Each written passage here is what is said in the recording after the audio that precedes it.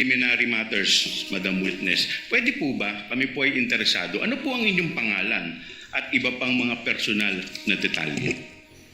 Ako po si Violeta Constantino, a retired employee of the Land Bank of the Philippines.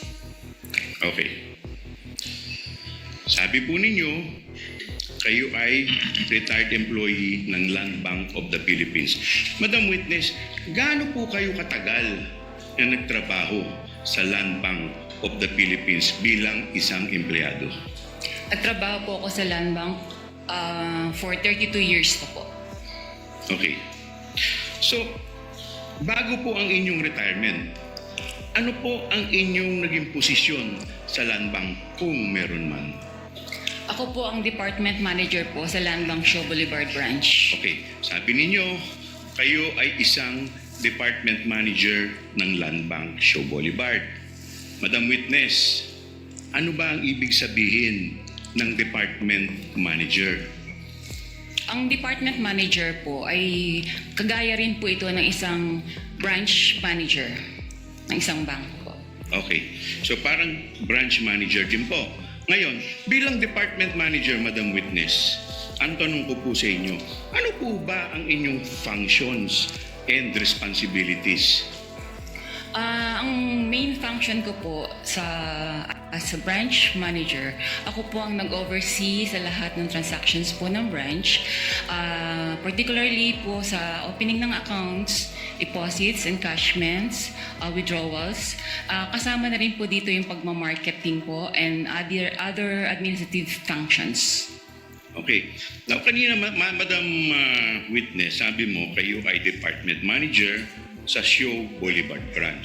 Now, ang tanong ko po, kailan po kayo nagsimula maging Department Manager ng Show Boulevard Branch? Kailan hanggang kailan po? Kung maalala po ninyo. Nag-start po ako sa Land Bank Show Boulevard Branch noong May 2017 until po nung mag-retire ako noong January 2024. Okay. Now, Madam Witness, nandito po ngayon kayo sa impeachment court. Ang tanong ko po sa inyo, bakit po kayo nandito ngayong araw na to dito sa impeachment court kung alam po ninyo? Nandito po ako sa araw na ito dahil po naka-receive po ako ng subpoena from the Honorable Impeachment Court to testify po yung knowledge ko regarding po doon sa impeachment trial po ngayon ni BP Sara Duterte. Okay. Now, Madam Witness, Cash po sa Land Bank Show Boulevard nung ako po ay branch manager. okay. Ngayon, binanggit po ninyong 4 na cheque. Ano po itong 4 na cheque ang binabanggit po ninyo? Yung 4 na cheque po ito ay nakapangalan po kay Miss Gina F. Acosta na may amount pong 125 million each. Okay. Madam Witness, bakit naman po kayo pamilyar dito po sa 4 na cheque na binabanggit po ninyo?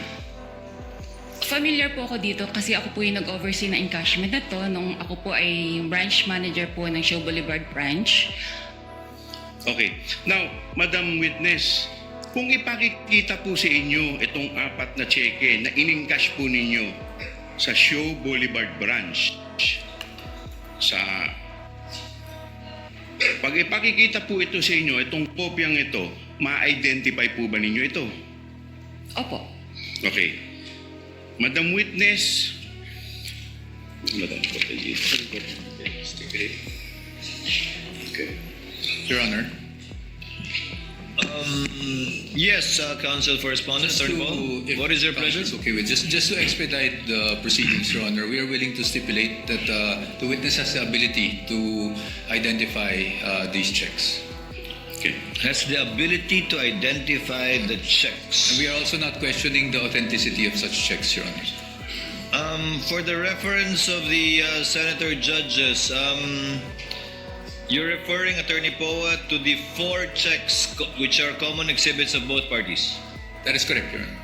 Can we, just to confirm, Clerk of Court is directed to kindly show on the screen the checks being stipulated to and admitted by the respondent. It should be Exhibit P128 to P128A1 for the prosecution and Exhibit D1130 and D1130 OVP1. Is that it? That is correct, Your Honor. So this is one of the checks. Yes, Your Honor. Kindly also show the other exhibits that the respondent is stipulating to so that the senator judges can catch up.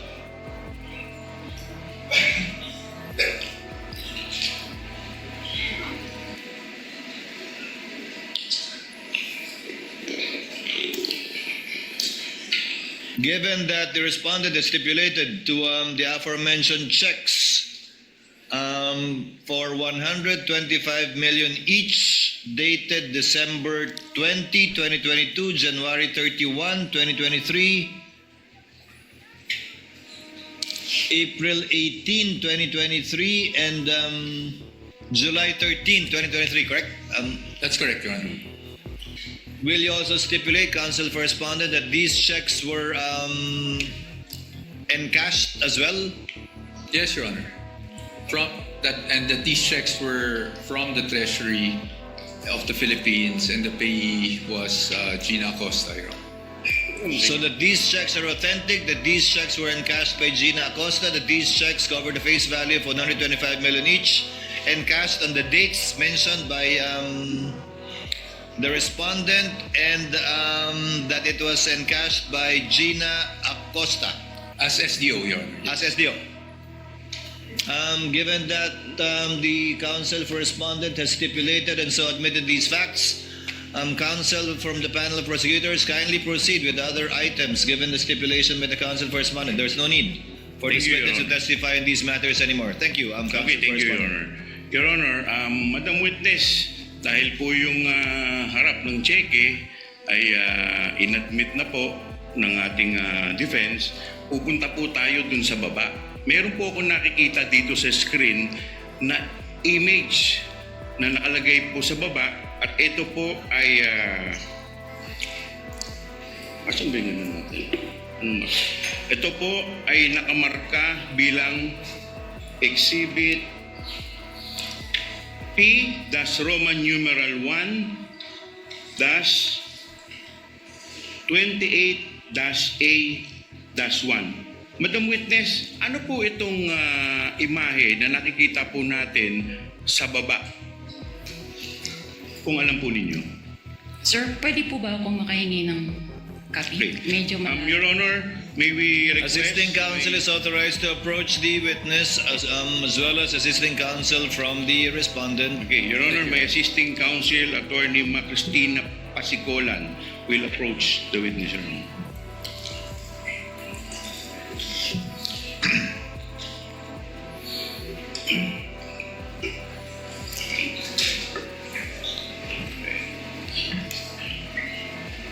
The clerk is instructed to kindly magnify the submarking being alluded to by the counsel from the panel of prosecutors. Yung nasa baba po, na may marka po na binanggit ko pong exhibit. Okay, ulit po, please. Dito po sa cheque, dito po sa screen natin, meron pong imahe. At meron po ditong nakamarkang Exhibit P-1, Roman numeral 1-28-A-1. Ano po itong imahe na to, kung alam po ninyo? Yun po bang certified true copy po? Huwag po kayo tumingin dito sa screen. Diyan po sa, yung imahe po, yan po. Doon po sa isang malaking box. Yung malaki, ano po yan? Ito po yung mga pirma po ng mga empleyado ko po noong time na na-encash po yung check. Okay, nasaan po yan? Saan bahagi po ng cheque yan? Doon po sa 3 boxes. So, Madam Witness, pwede pong pakilapit po yung inyong pakilapit po sa mic, yung para marinig po tayo. Yan. Yan pong imahe dyan po sa baba po ng, di ba yung taas po, yan po yung harap ng cheque. Ano po yung imahe na nasa baba? Ano po yan? bali po, ito po yung signature verified by po ang nakalagay. Pirma po ito ng aming verifier. Okay, saan po nakalagay yan? Sa may? Sa Upper ano po? Sa Yung dorsal. po- Sa sa likod dorsal po side ng ng cheque. cheque. Okay. Opo. Now, Yung unang Madam box. Witness, dito po sa box na to, meron ditong tatlong maliliit na box. O pwede po bang mai-request yung box na to na medyo palakihan at i-zoom po? I-zoom po, papalapit. Yan.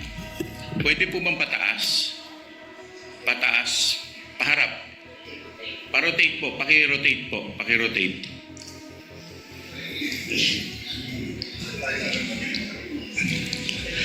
Medyo mahirap pong tignan. Pwede po bang paki-rotate sa tech? Hindi pwede. Hindi pwede. Okay. Madam Witness, hindi daw po pwede. Now, Madam Witness, dito po, ayun. Okay. Now, Madam Witness, dito po sa box na malaking to, meron po ditong tatlong box na napansin ko. Doon po sa bandang kaliwa, na unang box, may nakalagay po dito, signature verified by. At sa baba po nito, meron pong mukhang pirma. Now, Madam Witness, ang tanong ko po sa inyo, kaninong pirma po to kung alam po ninyo? Ang pirma pong ito ay kay verifier po ng branch. Okay. Now, Madam Witness, pag pumirma ang verifier dito sa box na to, sa signature verified by, ano po ang ibig sabihin nito? Ang ibig sabihin po ng signature ng verifier ay na-verify niya po yung identity ng payee base po sa kanyang IDs na presinta. At the same time po, na-check niya rin po sa system na ito po ay may advice na galing po sa Office of the Vice President na pwede na pong i-release. Okay. Now, pupunta po tayo sa susunod na box na may nakalagay po ditong posted by. At meron din po ditong mukhang pirma. Now, Madam Witness, ang tanong ko po sa inyo, kaninong pirma po itong nakalagay sa posted by? Kung alam po ninyo. Ang nakapirma po sa posted by ay kay teller po. Okay. So, Madam Witness, pag pumirma ang isang teller dito sa box na to kung saan nakalagay ay posted by, ano po ang ibig sabihin ng kanyang pirma? Kung maalala po ninyo. Ang pirma po ni teller, ang ibig sabihin po nito ay na-encode na po niya sa system ang lahat po ng detalyado ng cheque. Okay.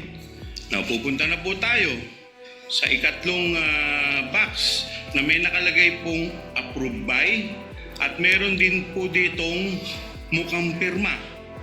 Now, Madam Witness, kanino naman pong pirma ito? Kung kilala po ninyo. Pirma po ito ng aming approver. Okay. Pag pumirma po ang approver dito po sa box na to, ano po ang ibig sabihin ng kanyang pirma? Ang ibig sabihin po ng pirma ng approver ay nakita niya po na ang pagproseso ng pag-verify po sa cheque ay dumaan po sa tamang proseso at ito po ay pwede na pong i-encash. Okay. Now, Madam Witness, bakit po kayo pamilyar dito sa tatlong pirma na binanggit po ninyo? Sila po yung aking mga staff nung ako po ay nasa Luandang Show Boulevard po po. Ako po yung branch manager. Okay. Now, Madam Witness, ang susunod ko pong tanong sa inyo, kailan po na-encash itong checking ito? Kung maalala po ninyo. As shown po dito sa dokumento na to, ito po ay na-encash ng 20 December 2022. Wait.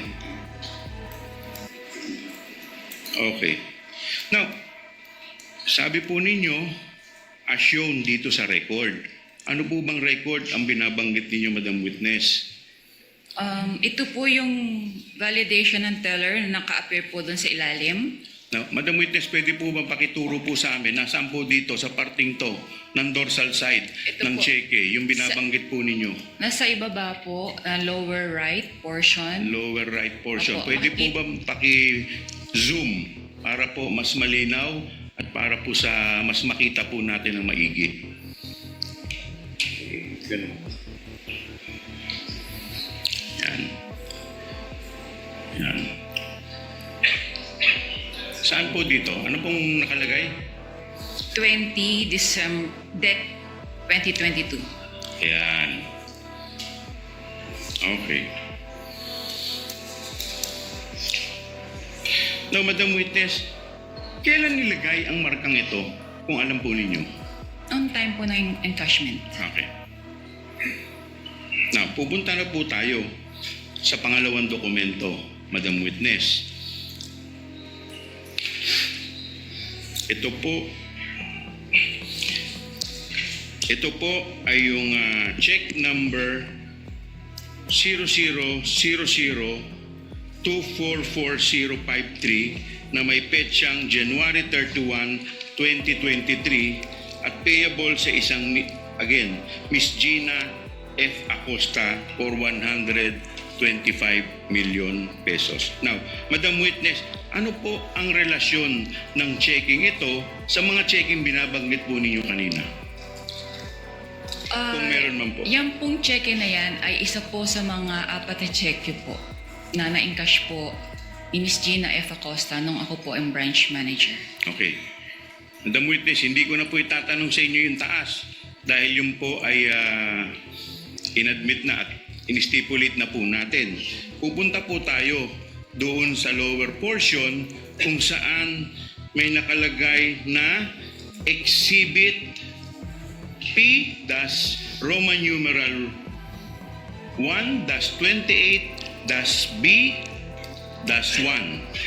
Now, Madam Witness, ano po itong imahe na minarkahan ng nasabing exhibit? Kung alam po ninyo.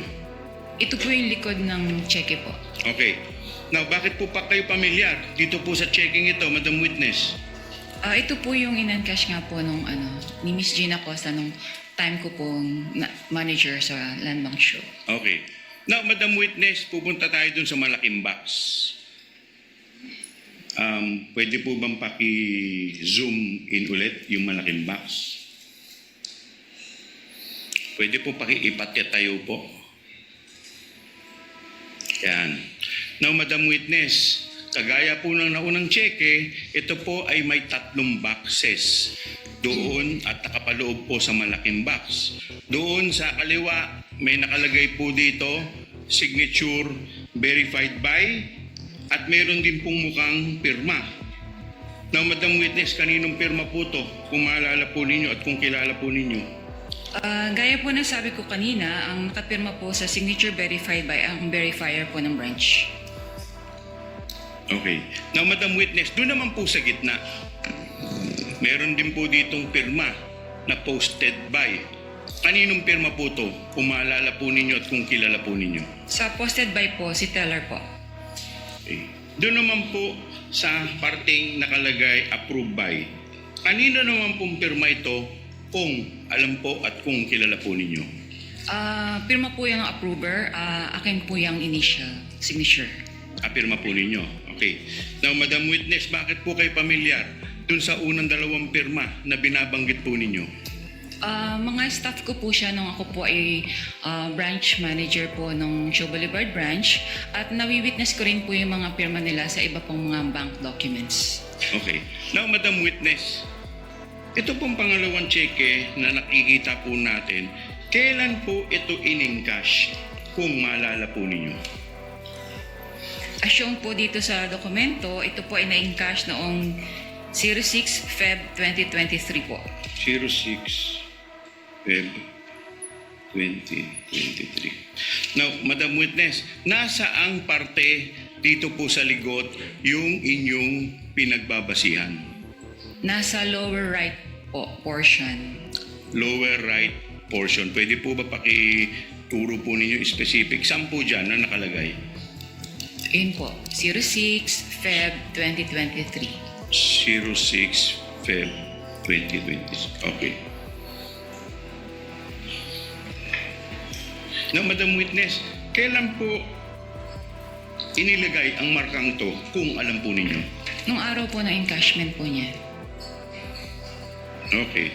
Now, Madam Witness, pupunta na po tayo sa ikatlong cheque.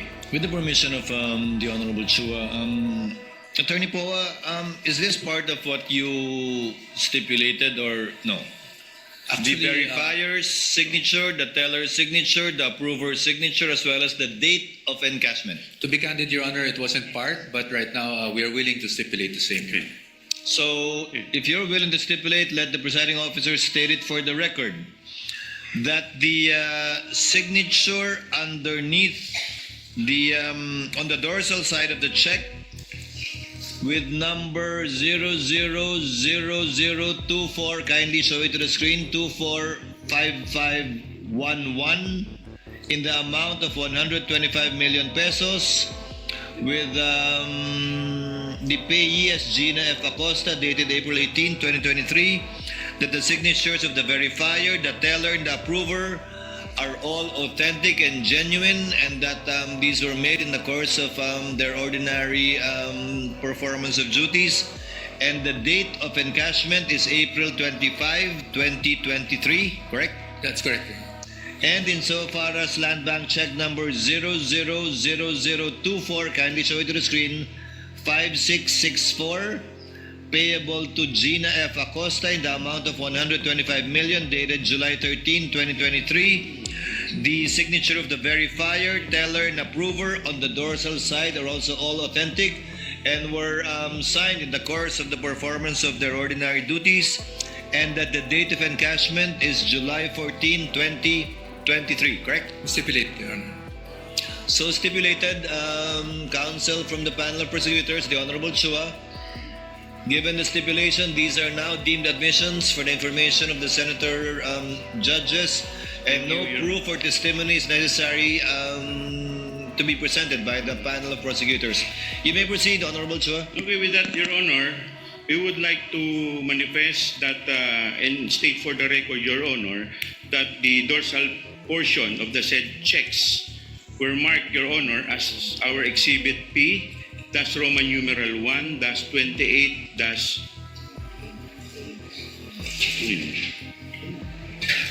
A, that's 1 for the first check, Your Honor, and for the second check, Your Honor, Exhibit P, that's Roman numeral 1, that's 28, that's B, that's 1, and for the third check, Your Honor, Exhibit P, that's Roman numeral 1, that's 28, that's C, that's 1, and for the fourth check, Your Honor, is Exhibit P, that's Roman numeral 1, that's 28D, that's 1, Your Honor.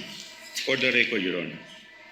Now, Duly noted and entered into the records. You may proceed when you're ready. thank you, Your Honor. Now, Madam Witness, dito po sa checking ito, may nakatatak po dito na certified true copy of the digital copy on file. Now, Madam Witness, pwede po ba malaman namin nasaan po ang original ng checking ito kung alam po ninyo?